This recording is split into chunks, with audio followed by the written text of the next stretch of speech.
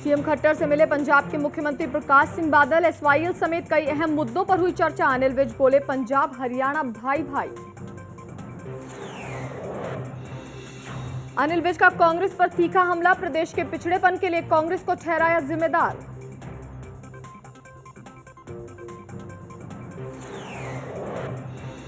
राज्य मंत्री घनश्याम सर्राफ पर गंभीर आरोप। लाखों के फर्जी बिल साइन कराने पर हाईकोर्ट ने भेजा नोटिस। 24 सितंबर को होगी अगली सुनवाई। जेबीटी टीचर्स को पंजाब हरियाणा हाईकोर्ट से बड़ा झटका। कोर्ट ने खारिज की पुनर्विचार याचिका। फर्जी तरीके से टेट पास करने का है आरोप। नांगल चौधरी में सरेआम हो रहा है आचार संहिता का उल्लंघन। सार्वजनिक जगहों पर प्रत्याशियों ने लगाए पोस्टर। प्रशासन बना मूक दर्शक। प्रदेश में डेंगू का कोहराम जारी। गोहाना में भी डेंगू ने दी दस्तक। एक हफ्ते में 300 से ज्यादा मामले आए सामने। प्रशासन के दावों की खुली पोल। और पंचायत चुनाव पर खबरें अभी तक की खास पेशकश 5:30 बजे बहादुरगढ़ से देखिए दंगल कुर्सी का।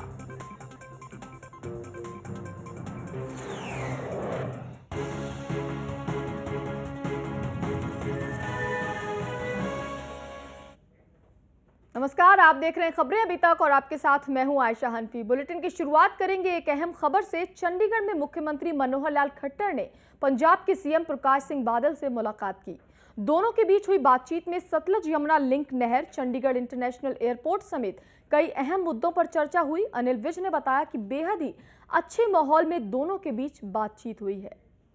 और चलिए अब आपको बता देते, इस वक्त एक बड़ी खबर आ रही है रोहतक से, जहां पर सांसद दीपेंद्र हुड्डा का एक बयान निकलकर सामने आया है। आपको बता दें कि हरियाणा के मुख्यमंत्री मनोहर लाल खट्टर ने पंजाब के मुख्यमंत्री प्रकाश सिंह बादल से बात की थी, जिस पर दीपेंद्र हुड्डा का कहना है कि हरियाणा के हितों की रक्षा हो। साथ ही साथ प्रदेश में जिस तरह से धान की कीमतें लगातार गिर रही हैं, उस पर कहा दीपेंद्र हुड्डा ने कि धान का निर्यात खुलवाए सरकार। इस वक्त की बड़ी खबर आपको बता रहे हैं। दीपेंद्र ने कांग्रेस कार्यकर्ताओं के साथ बैठक की, जहां पर सांसद दीपेंद्र हुड्डा का बयान निकलकर सामने आया है। उनका कहना है कि धान का निर्यात खुलवाए सरकार, साथ ही साथ हरियाणा के हितों की रक्षा की बात की जाए, ये भी कहा है सांसद दीपेंद्र हुड्डा ने। साथ ही साथ 20 सितंबर को दिल्ली की रैली में हरियाणा के किसानों की ज़्यादा से ज़्यादा संख्या में किसान पहुंचे, इसको लेकर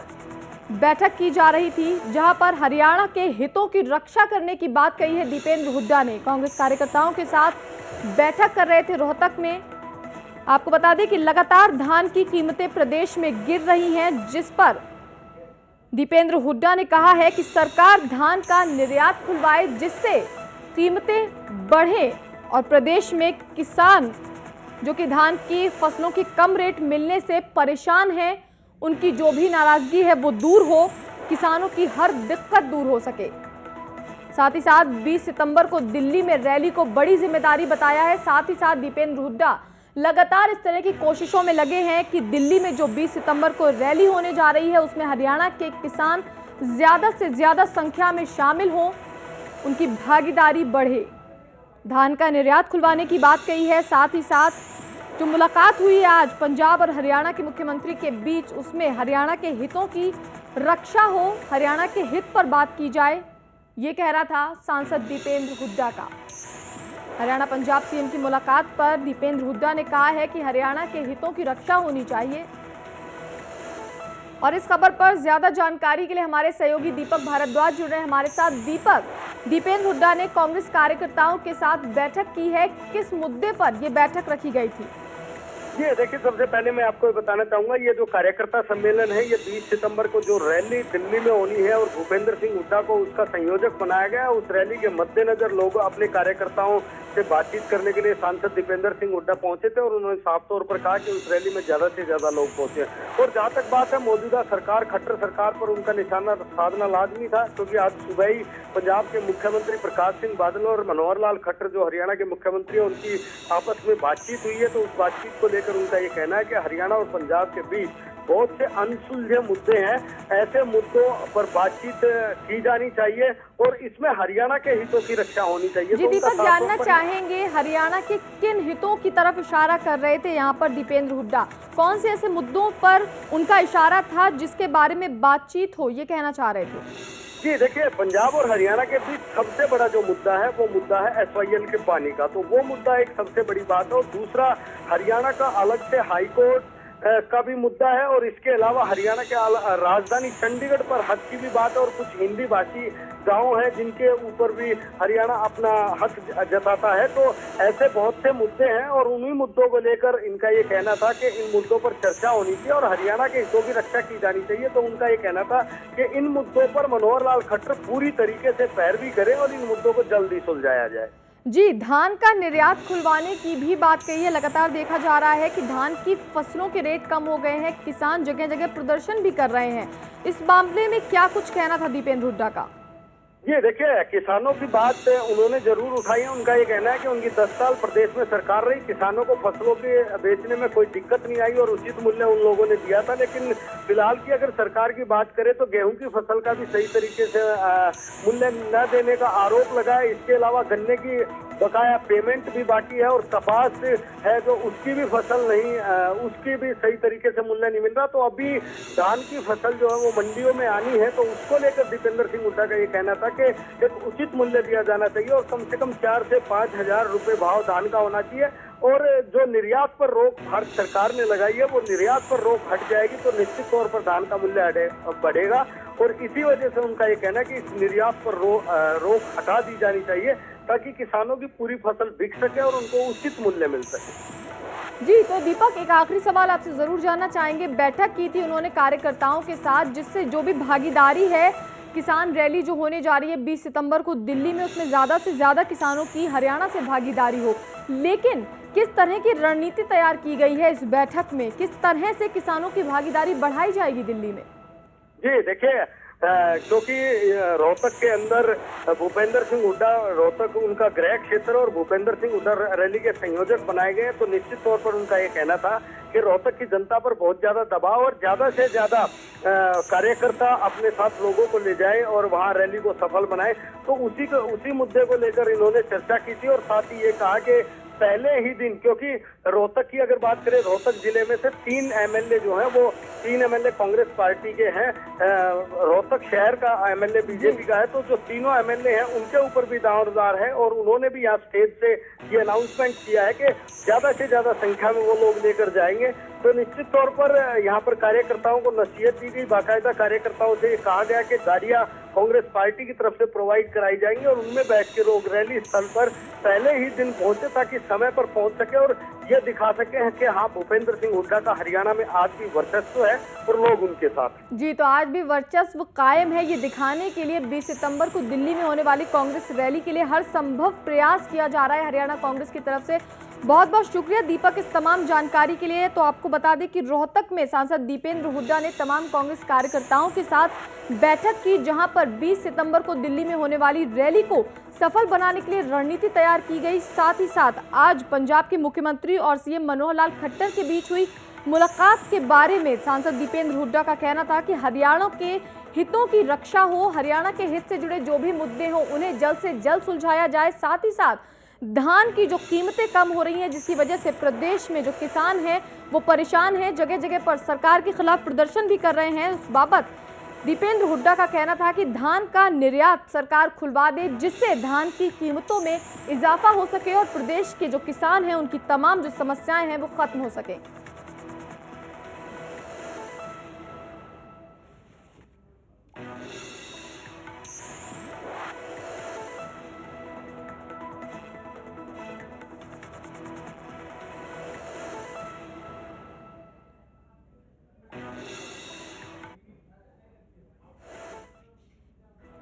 और चलिए बढ़ेंगे आगे। 8500 JBT टीचर्स भर्ती मामले में आज पंजाब एवं हरियाणा हाईकोर्ट में सुनवाई हुई, लेकिन याचिका दायर करने वाले 766 JBT टीचर्स को राहत नहीं मिली है।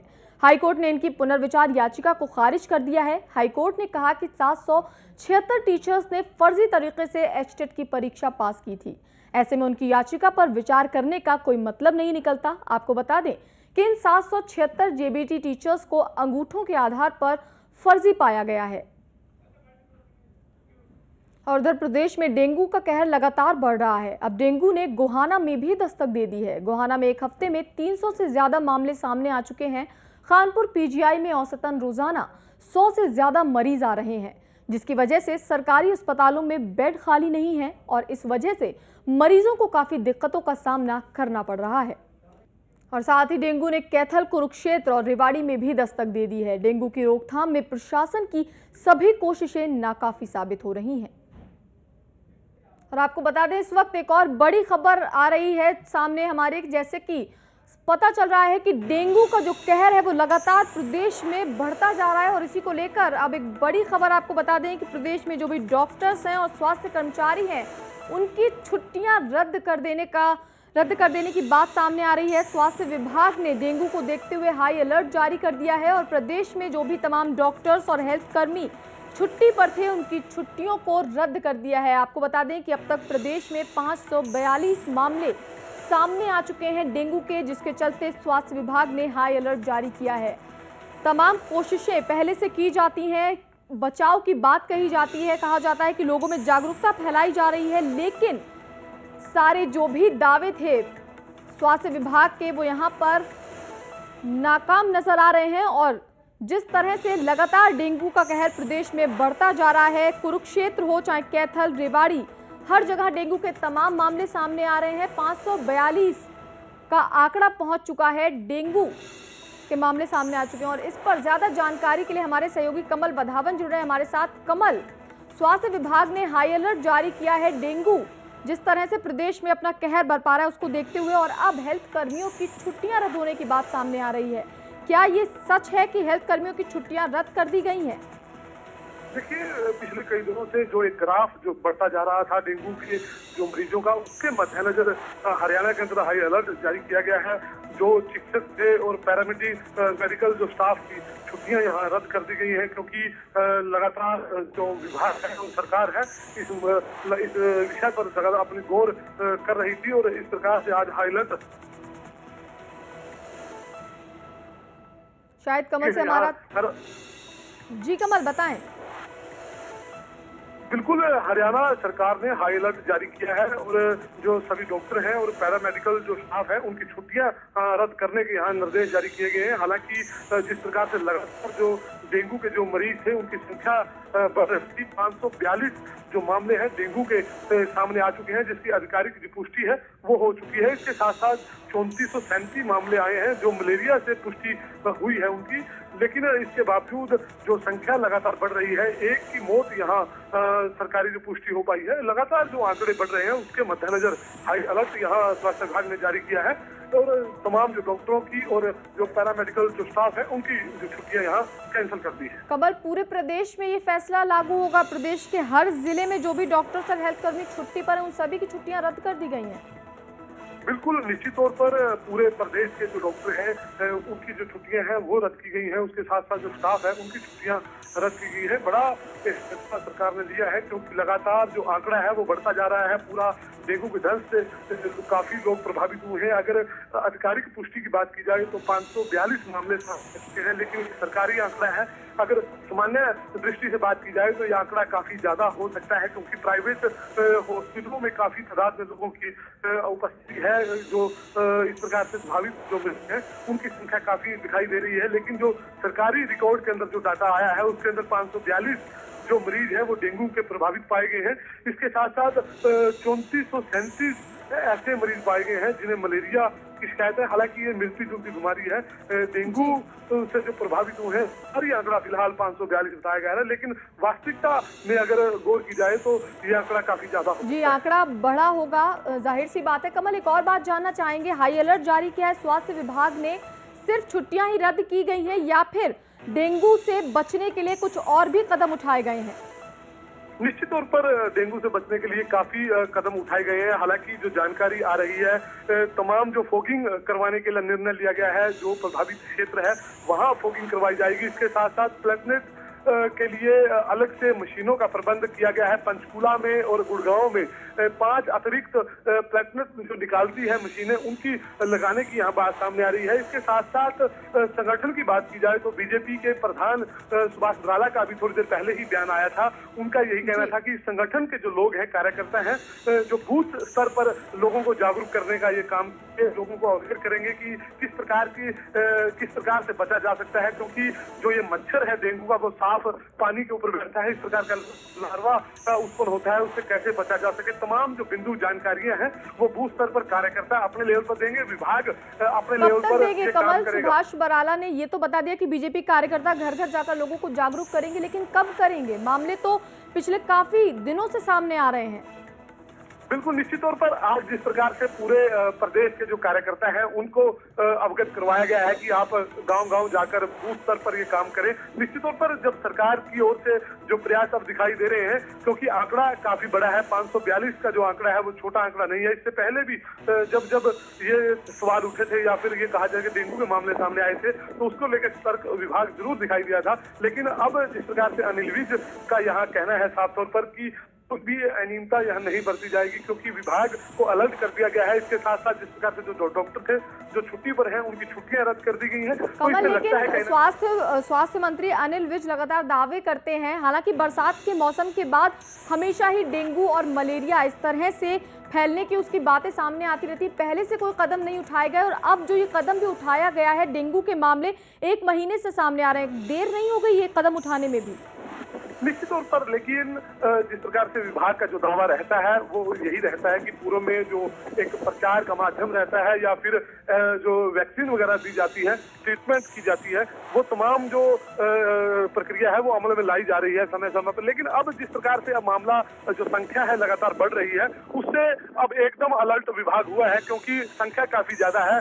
कोई अनहोनी ज्यादा ना हो जाए, उससे बचने के लिए अब जो प्रयास है वो सरकार के दिख रहे हैं। की जमीनी हकीकत क्या है वो ग्राउंड लेवल पर पता चलेगा। फिलहाल जो चंडीगढ़ से जिस प्रकार से आदेश या निर्देश दिए जा रहे हैं, उससे लगता यही है कि प्रशासन हरकत में है और आने वाले दिनों में इससे सुधार के कदम जरूर बढ़ाएगा। जी, बहुत बहुत शुक्रिया कमल इस तमाम जानकारी के लिए। तो आपको बता दें कि देर से ही सही, लेकिन स्वास्थ्य विभाग हरकत में आ गया है और अब स्वास्थ्य विभाग ने डेंगू को देखते हुए हाई अलर्ट जारी किया है और प्रदेश भर के जो भी स्वास्थ्य कर्मचारी या हेल्थ कर्मचारी छुट्टी पर हैं, जो डॉक्टर्स छुट्टी पर हैं, उन सभी की छुट्टियां रद्द कर दी गई हैं, हाई अलर्ट जारी कर दिया गया है। साथ ही साथ सुभाष बराला का बयान सामने आया है कि बीजेपी के कार्यकर्ता भी अब घर घर जाकर लोगों को जागरूक करेंगे। डेंगू से बचने के लिए किस तरह से जागरूकता लोगों में फैलाई जाए ये बताएंगे। आपको बता दें कि डेंगू का प्रकोप लगातार प्रदेश में बढ़ रहा है। अब तक 542 मामले सामने आ चुके हैं, जिसके चलते ये फैसला लिया गया है।